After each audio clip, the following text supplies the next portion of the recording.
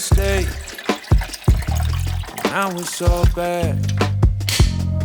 You could put the blame on. So you want to choose your own work hours, charge more, and be your own boss. Perhaps you also want to pay your own taxes without anyone telling you how or when to do it. I totally get it. That's exactly why I jumped into freelancing a few years ago. For the last 4 years, I've been freelancing as a developer, working with different clients here and there, building apps, fixing bugs, and learning the ropes. Then in April this year, I ended my last contract and started looking for new opportunities. But honestly, it's been a bit frustrating. Nothing is really clicked with the new clients I've talked to, and it made me reflect on my journey. So I thought, why not share some of it with you? Maybe you will find some of it useful, or at least get a few laughs from my mistakes. Alright, let me take you back to where it all started. Like many freelancers, I didn't have much work experience at first. I just had some projects I built for myself, cool ideas, but no actual clients or a real paycheck. I discovered Upwork, which is kind of like the big marketplace for freelancers. You sign up, browse jobs, send proposals, and hope someone picks you. So I started applying to gigs. But man, those first months were rough. I barely landed anything beyond tiny $20 tasks like fixing a small bug or tweaking some code. While I was waiting for more serious gigs, I started sharing my knowledge on social media platforms like X, LinkedIn, and YouTube. I wanted to connect with other developers and build some credibility. I kept posting tutorials, tips, and thoughts about development, and slowly my audience grew. After a few months, something happened.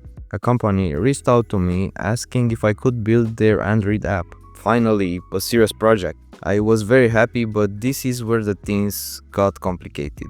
We agreed to work outside of the platform to avoid the fees. It sounded smart because I will have more money in my pocket, right?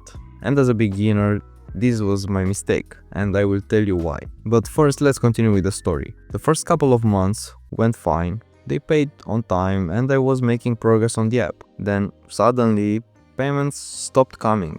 They told me they ran out of funds and begged me to wait a month or two. I'll be honest, I kept working because I wanted to trust them and finish the job. I thought they will pay me eventually, right? But after completing the project, they still owed me around $4,000 and I got nothing.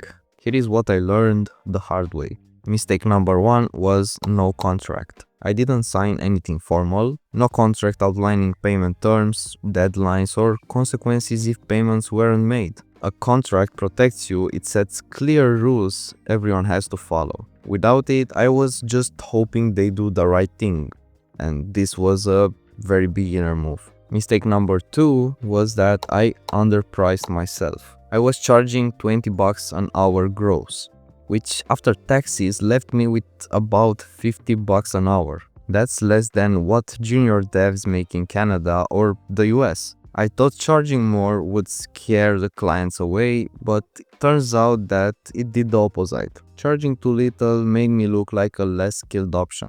If I were hiring and I had a $50 per hour budget and someone offered me $20, I wouldn't even consider them. Why? Because price tells a story about how you value yourself and your work.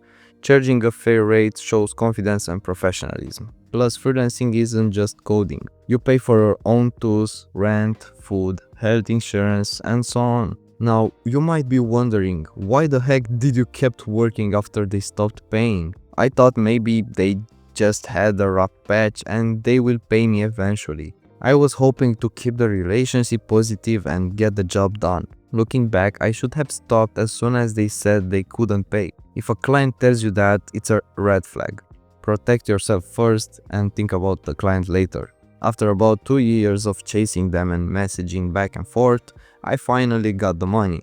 It wasn't easy and I learned a lot about setting boundaries and standing up for myself. After that experience, I made sure every client I worked with had a contract, and I adjusted my rates to reflect my real value.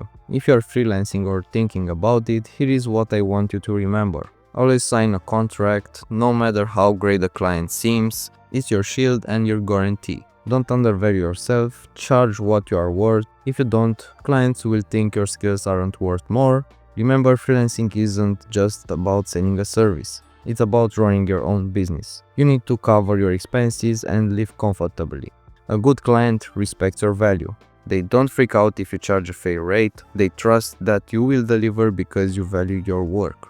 And finally, don't work for free or keep working when you're not getting paid. Protect your time and your efforts. That's pretty much my freelancing story. After this client, I got some good clients and this didn't happen again.